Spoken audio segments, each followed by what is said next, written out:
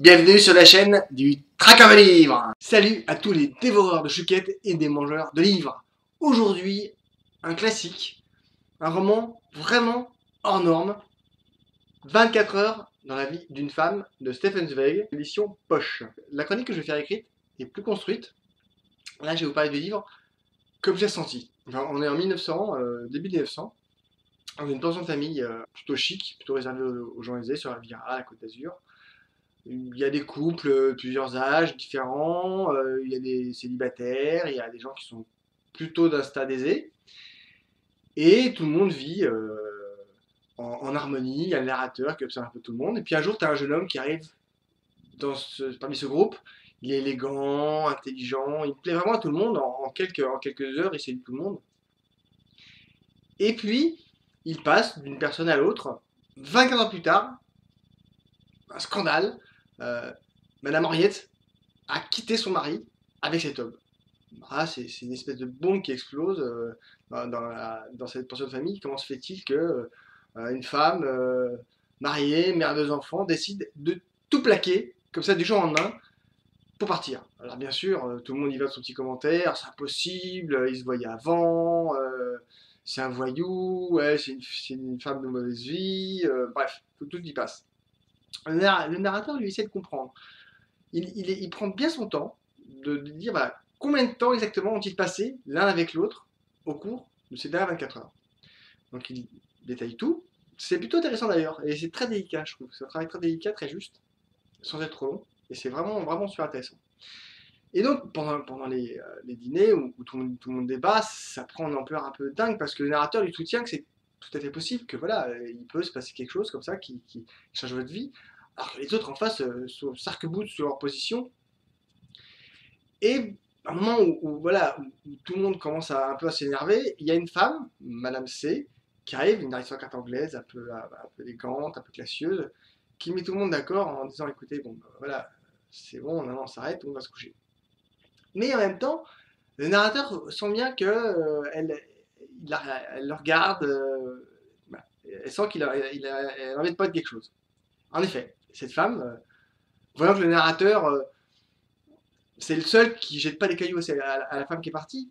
Elle lui dit voilà, j'ai vécu quelque chose il y a de nombreuses années, et il faut que je vous en parle. Mais je vais vous l'écrire parce que j'arriverai pas à vous en parler.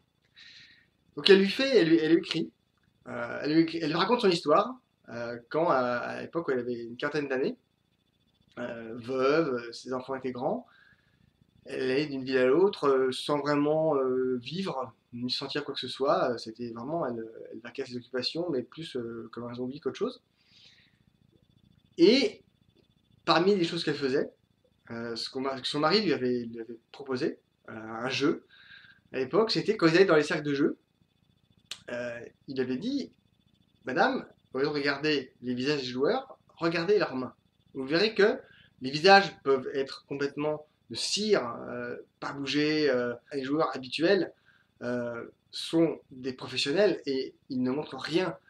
Si vous voulez vraiment voir un joueur et comprendre quelqu'un, regardez ses mains. Et elle s'est amusée là-dessus, avec des mains de toutes sortes. Là encore, les descriptions des mains est absolument un vrai bonheur.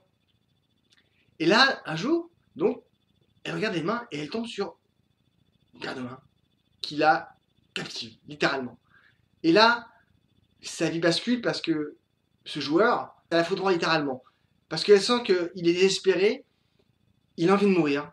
Et elle, bah, c'est son espèce de vie tiède. Elle se dit, il faut qu'il vive. Je vais lui donner envie de vivre.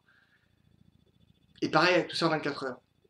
C'est un roman tiroir absolument passionnant, une étude de caractère, une étude du joueur, une étude sur l'être humain, sur l'humanité en général, sur ce qu'on est capable de faire, sur les capacités qu'on a à se dépasser. C'est un livre, une nouvelle, de Zweig que j'ai vraiment adoré. En très peu de mots, il arrive à expliquer énormément de choses, et ça, c'est assez rare. Et je pense que c'est un auteur qui, tout au long de sa vie, a passé tout son temps à regarder, observer, essayer de comprendre, analyser, et il nous retranscrit ça en quelques mots, quelques phrases, avec une délicatesse et une douceur absolument incroyable.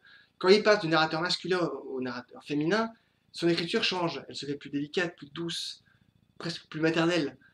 vraiment un exercice incroyable et une histoire super addictive. Et on est complètement pris par l'élégance et la classe de ce roman. 24 heures de la vie d'une femme de Stefan Zweig, c'est un classique. Je pense qu'il est important de le lire pour apprendre beaucoup de choses. Vraiment, lisez-le. Vraiment, je vous le conseille parce que c'est un super roman. En même temps, vous mangez des chouquettes, peut-être moyen de faire. Voilà. Allez-y et éclatez-vous, parlez-en autour de vous parce que c'est un roman hors norme. Maintenant, le moment bio. Stefan Zweig est né le 28 novembre 1881 à Vienne, en Autriche-Hongrie. Il met fin à ses jours le 22 février 1942 au Brésil, à Petropolis. Je fais le choix de ne pas me lancer dans une biographie complète de cet auteur formidable qui laisse derrière lui une œuvre aussi passionnante qu'éclectique. Il laisse des recueils de poèmes, des biographies, Joseph Fouché de Nantes, Marie Stuart, Magellan, Marie-Antoinette et encore d'autres. Des livrets d'opéra, des pièces de théâtre, des nouvelles, des romans et de nombreuses correspondances. En parcourant les différents écrits que j'ai lus en recherchant sur le net, je comprends que l'homme était un boulimique de travail. Il fréquenta toute une génération de penseurs, d'auteurs, de peintres qui lui permirent de faire ce qu'il aimait, dévorer la vie, apprendre et pouvoir partager et comprendre ce qu'il voit, entend et ressent. Il voyagea beaucoup à travers le monde, tant pour son travail que pour découvrir d'autres horizons et pour sa propre sécurité. Stefan Zweig passe sa vie à étudier l'humain et ce qui se passe autour de lui. La Première Guerre mondiale causa ses premières blessures. Ce qui se passa pendant la Deuxième Guerre mondiale le blessa encore plus profondément. Témoin de tant d'horreur, sans qu'il ne puisse rien y faire, il ne sait pas si le monde est sauvable. En 1942, il décide de quitter ce monde sans violence. Il se donne à la mort par barbiturique. Il laisse derrière lui des écrits puissants et des réflexions passionnantes. J'ai lu Le Joueur d'échecs, qui est absolument passionnant, ainsi que 24 heures de la vie d'une femme, deux romans sur les rapports humains et notre capacité à résister. Je vous invite réellement à lire ces romans. Lisez, likez, commentez, partagez-les autour de vous, parlez-en, abonnez-vous, c'est gratis, allez jeter un coup d'œil sur le blog. À bientôt, salut. 24 heures dans la vie d'une femme de Stefan Zweig aux éditions Poche.